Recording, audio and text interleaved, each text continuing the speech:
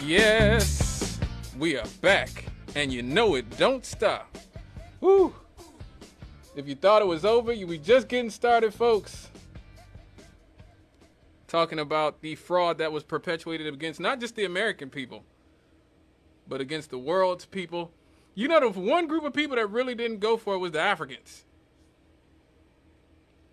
You know, the Africans, it's funny how really that exposed the game, because if they were truly concerned that like getting everybody vaccinated would help stop the spread, then why not vaccinate as many Africans as possible? Why'd they make it so hard? Bill Gates and all those people. Bill Gates actually fought to keep the patents exclusive so that people in India and Africa could not get quicker, cheaper access to the vaccines, all the while they were making hand over fist. And they're about to make even more money, folks. They're about to make even more money because Pfizer is cashing in big time. Yes, they are planning to sell the vaccine with a 10,000% markup. You heard me right. They are planning on selling the COVID vaccine with a 10,000% markup, despite revenues tripling and the CEO pocketing $50 million.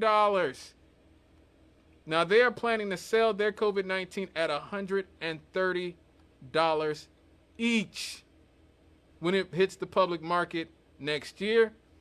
This is a markup of over 10,000% compared to the estimated $1.18 that it costs for the firm to make the shot.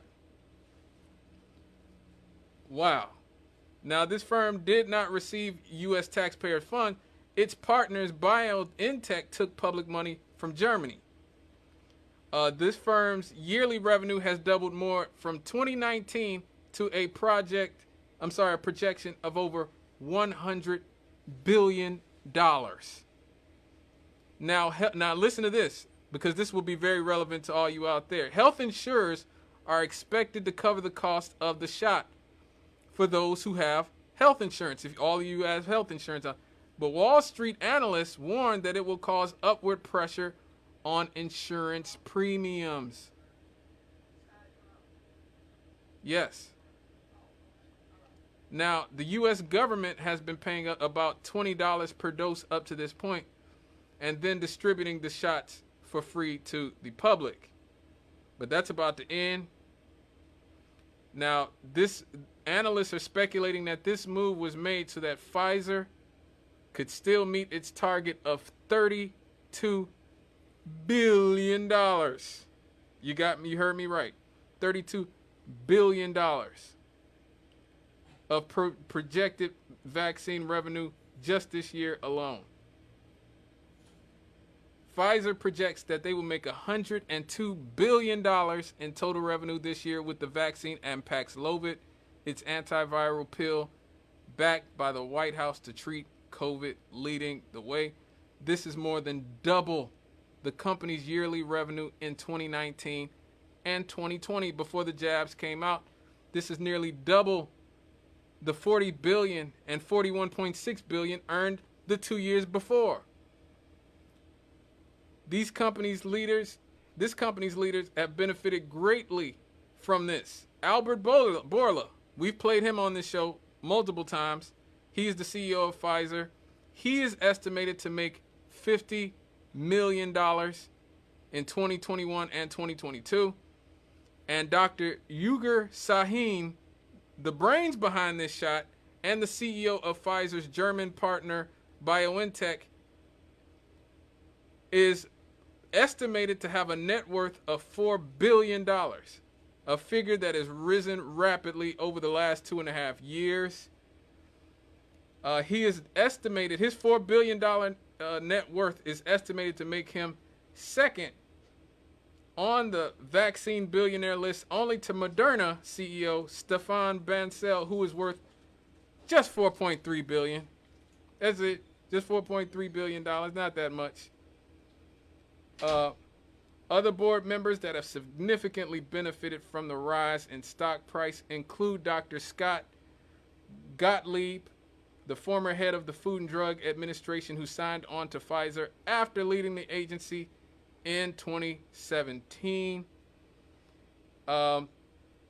Susan Desmond-Hellmann serves as a board member on the Bill and Melinda Gates Medical Research Institute. Alongside her post at Pfizer, hence Bill Gates being so interested. Now, why is a dude who making computers so interested in making sure all of us get vaccinated? Well, now you know there's a direct link between him and these vaccine companies. And of course, you can't go anywhere without a certain amount of corruption, without our former president, the first whack president, as I like to call him, Barack Hussein Obama. He was his good friend Joseph Echeverria serves on Pfizer's board and also serves as an advisor to the Obama Foundation and the chair emeritus of Obama's My Brother's Keeper Alliance. So again, the incestuous relationship between politics and big business goes on and on and on. And again, that's why I do this show. Most people aren't talking about this. The corporate media is not going to talk about this. Why are they not going to talk about it? Huh? Why aren't they going to talk about it? You know why they're not going to talk about it. They're not going to talk about it because Bill Gates' advice on how to combat mistrust in science at 60minutesovertime.com. Sponsored by Pfizer. Is brought to you by Pfizer. CBS Health Watch sponsored by Pfizer. Anderson Cooper 360. Brought to you by Pfizer. ABC News Nightline. Brought to you by Pfizer. Making a difference. Brought to you by Pfizer. CNN Tonight. Brought to you by Pfizer. Big Pharma funded more than 2,400 state lawmaker campaigns in 2020. So if you ever wonder why we can't have a government where we have senators call out Pfizer in public, like we just heard multiple times from European Parliament, this is why. Pfizer owns the media, they own our politicians, they own the Republicans, they own the Democrats. This ain't a partisan issue. They all work for the same people, folks. And now the CDC has voted to permanently shield Pfizer and Moderna from vaccine injury liability, because they have actually added those shots to the childhood schedule for immunization. And by doing so, they have basically said, hey, they have waived their chances of ever, or at least it seems anytime soon, being held accountable for this fraud.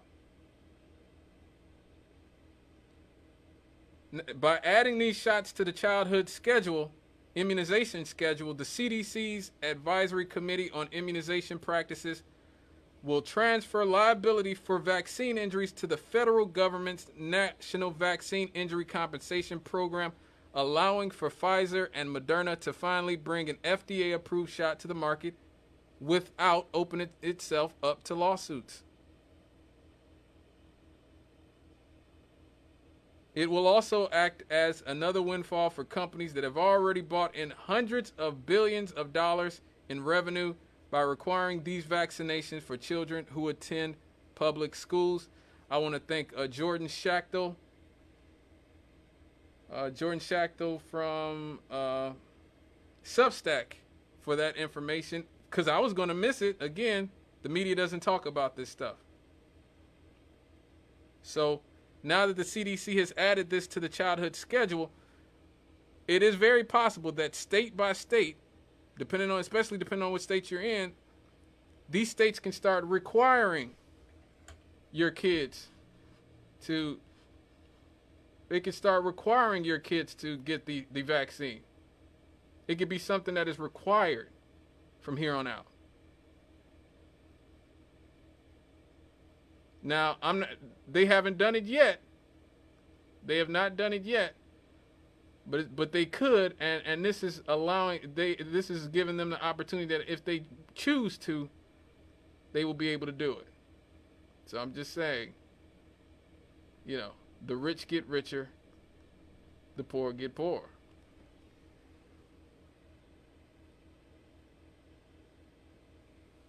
We're going to take another break right here, real quick break. And when we come back,